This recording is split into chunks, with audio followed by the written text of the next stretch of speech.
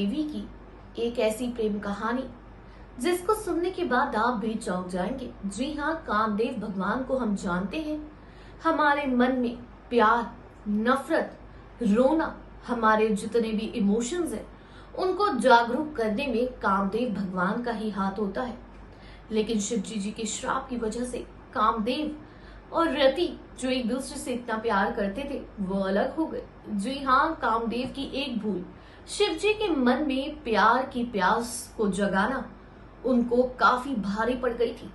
लेकिन ये दोनों आखिर बाद में कब मिले, वाकई चौंक जाएंगे और हिंदू धर्म की इस कहानी को जानकर आप भी हैरान हो जाएंगे। स्वागत है आपका हमारे चैनल नेक्स्ट 9 न्यूज में। तो देखिए हमारी खास रिपोर्ट और जानिए भगवान कामदेव के बारे में और रति देवी के बारे में, उनकी कहानी के बारे में। देखिए हमारी रिपोर्ट। हिंदू धर्म ग्रंथ में कामदेव को प्रेम और आकर्षण का देवता माना गया है। धर्म ग्रंथों में वर्णित कथाओं के अनुसार कामदेव भगवान विष्णु और देवी लक्ष्मी के पुत्र हैं। ऐसा माना जाता है कि कामदेव का विवाह देवी रति के साथ हुआ था, जो कामदेव की तरह ही प्रेम और आकर्षण की देवी मानी जाती है। परंतु कुछ कथाओं में कामदेव को स्वयं ब्रह्मा जी का पुत्र भी बताया गया है और इनका संबंध भगवान शिव से भी है। धर्म ग्रंथों में कामदेव का स्वरूप सुनहरे पंखों वाले एक सुंदर नवयुवक की तरह प्रदर्शित किया गया है, जिनके हाथ में धनुष और बाण है। इनकी सवारी तोते को बताया गया है। ये तोते के रथ में मछली के चिन्ह वाले ध्वज लगाकर विचरण करते हैं। परंतु कामदेव को कुछ शास्त्रों में हाथी पर बैठे हुए भी बताया गया है। कहते हैं कि भगवान शंकर ने अपने तीसरे नेत्र से कामदेव को भस्म कर दिया था। उसके बाद उनके अगले जन्म में उनकी पत्नी रति के साथ कामदेव का पुनः मिलन हुआ। तो आइए जानते हैं कामदेव और रति की प्रेम कथा। पौराणिक कथाओं के अनुसार एक समय ब्रह्मा जी सृष्टि के विस्तार की कामना से ध्यान मगन थे।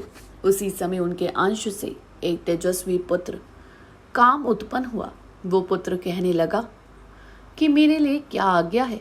तब ब्रह्मा जी ने उससे कहा कि मैंने सृष्टि उत्पन्न करने के लिए प्रजापतियों को उत्पन्न किया था, परंतु वो सृष्टि रचना में सफल नहीं हुए।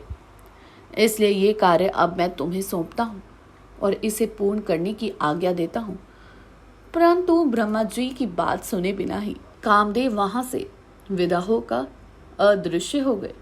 ये देख ब्रह्मा जी को क्रोध आ गया और उन्होंने कामदेव को श्राप दे दिया कि तुमने मेरी आज्ञा का पालन नहीं किया है, इसलिए तुम्हारा जल्दी ही नाश हो जाएगा। ये सुनकर कामदेव भयभीत हो गए और हाथ जोड़कर ब्रह्मा जी के समक्ष क्षमा मांगने लगे। वहीं काफी देर तक कामदेव के लगातार विनती करने पर ब्रह्मा जी प्रसन्न हुए और उन्होंने कामदेव को रहने के लिए 12 स्थान दिए। उन्होंने कहा कि हे कामदेव, तुम्हारा निवास स्थान स्त्रियों के कटाक्ष, उसके केश राशि, उसकी जंघा, वक्ष, नाभि, जंगमूल, अधर, कोयल की कूप, चांदनी, वर्षाकाल, चैत्र और वैशाख महीना होगा। इसके बाद ब्रह्मा जी ने कामदेव को पुष्प का धनुष और मारण, स्तंभन, जृंभन, शोषण तथा उमदान नाम के 5 बाण दिए।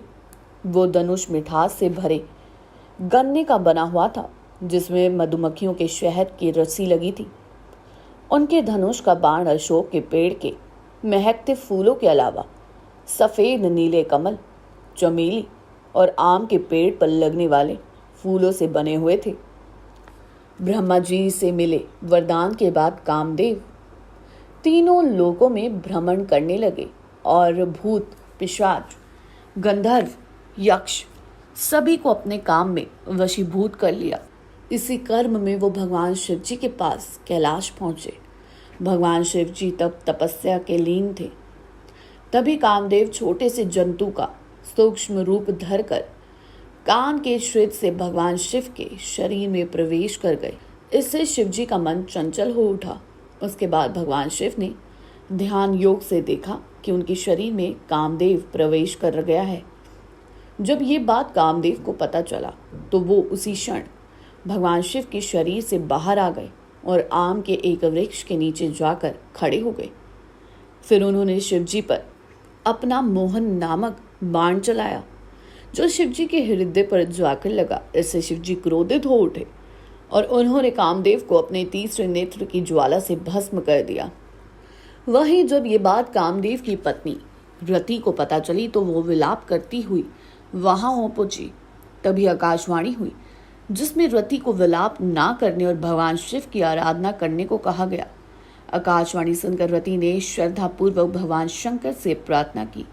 रति की प्रार्थना से प्रसन्न हो शिव जी ने कहा कि कामदेव ने मेरे मन को विचलित किया था, इसलिए मैंने इन्हें भस्म कर दिया। अगर ये अनंग रूप में महाकाल वन में जाकर शिवलिंग की आराधना करेंगे तो इनका उद्धार होगा। उसके पश्चात कामदेव भगवान शंकर के आदेश अनुसार महाकाल वन चले गए और उन्होंने पूर्ण भक्ति भाव से शिवलिंग स्थापना की और फिर घोर तपस्या करने लगे। कुछ समय बाद कामदेव की तपस्या से प्रसन्न होकर शिव जी ने कहा कि तुम अनंग शरीर के बिना रहकर भी सारे कार्य करने में समर्थ होगे और द्वापर युग में कृष्ण अवतार के समय तुम रुक्मिणी के गर्भ से जन्म लोगे और तुम्हारा नाम प्रद्युम्न होगा। शिव जी के कहे अनुसार द्वापर युग में भगवान श्री कृष्ण और रुक्मिणी को प्रद्युम्न नाम का पुत्र हुआ जो कि कामदेव का ही अवतार था। परंतु जन्म के पश्चात श्री कृष्ण से दुश्मनी के चलते राक्षस शंबरासुर ने प्रद्युम्न का अपहरण कर लिया और उसे समुद्र में फेंक दिया। उस शिशु को एक मछली ने निगल लिया और वो मछली मछुआरों द्वारा पकड़ी जाने के बाद शंबरासुर के रसोई घर में ही पहुंच गई।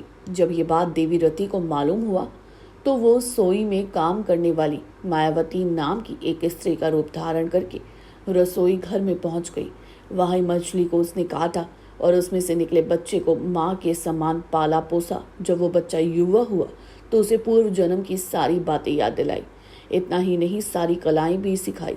तब प्रद्युम्न ने शंबरा अनुसार का वध किया और फिर मायावती रूपी रति से विवाह कर उसके साथ द्वारका लौट आए। जी हाँ, ये बहुत अजीब लगता है कि एक बच्चे को अपनी माँ की तरह पालना पोसना और बड़ा करना और बाद में उसी बच्चे से विवाह करना, लेकिन ये इनके सच्चे प्यार की निशानी थी जो इन्होंने ऐसा किया। उन्होंने भी रति भी कई साल अपने प्रेम के लिए तपस्या करती रही।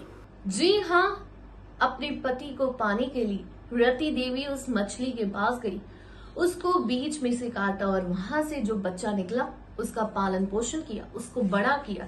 जैसे जैसे वो बच्चा बड़ा होता गया उसको याद दिलाने की कोशिश करवाई कि आखिर तुम भगवान कामदेव हो, और उस बच्चे को माँ की तरह पालने के बाद दोनों ने शादी कर ली। जानकारी अच्छी लगी हो चैनल को सब्सक्राइब करें, बेल आइकन दबाना ना भूलें। धन्यवाद।